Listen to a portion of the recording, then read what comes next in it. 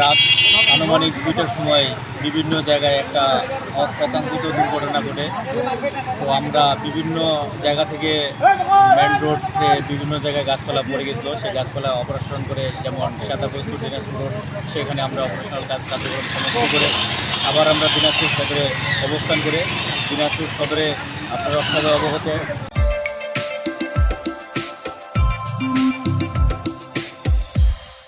DC অফিসের সামনে main road দিয়ে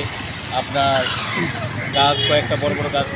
পরে আছে সেই মেন রোডে, সেই গাছগুলোকে আমরা দ্রুত মেন রোড থেকে সরানোর চেষ্টা করতেছি। আমাদের কাজ এখন অব্যাহত আছে, চলমান থাকবে পর্যন্ত আমাদের গাছ কাটা